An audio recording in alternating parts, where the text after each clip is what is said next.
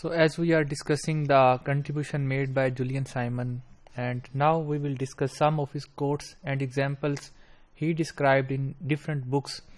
زیادہ تر جو اس کی بکس ہیں وہ مارکیٹ میں اویلیبل ہیں، نیٹ پہ ان کے کچھ ایکسٹریکٹس دیکھے جا سکتے ہیں، لیکن اس کے کوٹس بھی بہت مشہور ہیں جو میں ابھی فردر ڈسکس کروں گا، وہ اس ویب سائٹ میں جو آپ کو نظر آ رہی ہے اس سے آپ دیکھ سکتے ہیں۔ تو ایک ایگزامپل بیان کی جاتی ہے، stories told that can give a great lesson to people. Suppose کریں کہ کسی وقت میں ایک جگہ پہ ایک پانی کا کنواں ہے اور اس کنویں سے لوگ پانی پینے کے لیے آتے ہیں، تو میں اس ایگزامپل کو ڈائیگرام کے ذریعے ایکسپلین کرنے کی کوشش کرتا ہوں۔ سپوز کریں کہ ایک پانی کا کنواں ہے اور یہ اس کا پانی کا لیول ہے، اور اس کنویں سے پہلے دن 10 لوگ پانی پینے کے لیے آئے۔ انہوں نے آئے، پانی کو پیا، اور انہوں نے پانی کی بڑی تعریف کی کہ پانی ایک بڑی کام کی چیز ہے، لیکن ان لوگوں نے اپنے آس پاس دیکھا اور ہر کسی نے یہ محسوس کیا کہ کاش یہ کنواں صرف میری ملکیت میں ہوتا اور باقی لوگ نہ آتے، کیونکہ اگر سارے لوگ اسی طرح اس کو استعمال کرتے رہے تو ایک وقت آئے گا کہ اس کا پانی ختم ہو جائے گا۔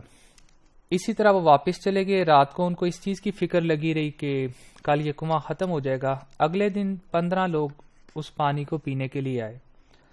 انہوں نے یہ دیکھا کہ پانی کا لیول تھوڑا سا پہلے سے بلند ہے، لیکن انہوں نے اس پہ زیادہ توجہ نہیں دی، بلکہ انہوں نے ان 5 لوگوں پہ توجہ دی جو کہ آج اضافی آئے تھے۔ ان کو یہ اچھا نہیں لگا کہ کل ہم 10 لوگ تھے، آج 15 لوگ ہیں، ان کی فکر مندی اور بڑھ گئی، اور لیکن آج انہوں نے نہ صرف پانی کو پیا بلکہ پانی کو اپنے گھروں میں استعمال کے لیے بھی لے کے چلے گئے۔ اب پانی کا یوزیج بھی پہلے سے زیادہ تھا اور پانی کو استعمال کرنے والے لوگ بھی زیادہ تھے۔ اس مثال کو فردر ایکسٹینڈ کرتے ہیں۔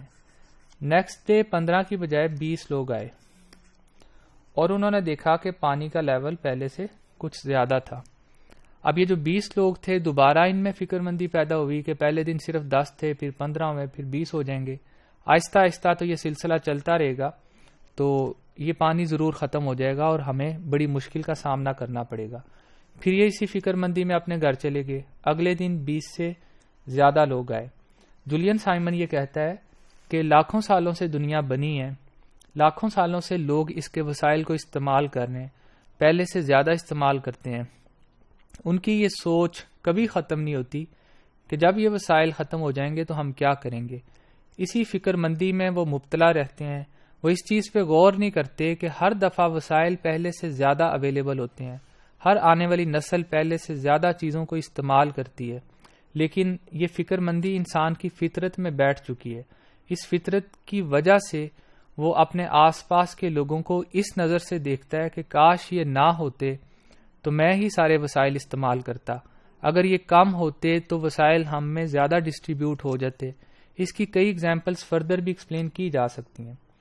فار ایگزامپل، آپ نے کبھی غور کیا ہوگا کہ اکنامکس آپ کو یہ سکھاتی ہے کہ جس جگہ پہ آپ کا کاروبار ہو اس جگہ سے آس پاس کے جو لوگوں کو مارکیٹ سے ایکسپیل کرنا چاہیے، جو کہ سیلفش قسم کی ایک اکنامکس ہے، اور کسی طریقے سے باقی لوگ کاروبار کو چھوڑ کے چلے جائیں تو آپ کا کاروبار بڑھے گا۔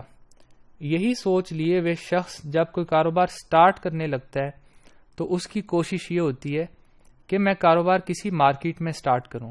میں مثال کے طور پہ یہ کہتا ہوں کہ اگر کسی نے کمپیوٹر کی دکان کھولنی ہے اور وہ کسی شہر میں رہتا ہے تو وہ کسی ایسے علاقے میں کھولنے کی بجائے، فار ایگزامپل اگر وہ لاہور میں رہتا ہے تو وہ کوشش کرے گا کہ میں حفیظ سینٹر میں اپنی دکان کھولوں، میں اپنی دکان ہال روڈ پہ کھولوں، حالانکہ اس کو یہ پتا ہوتا ہے کہ وہاں پہ پہلے سے سینکڑوں ایسے کاروبار کرنے والے ہیں جو کہ کمپیوٹر کا کام کرتے ہیں۔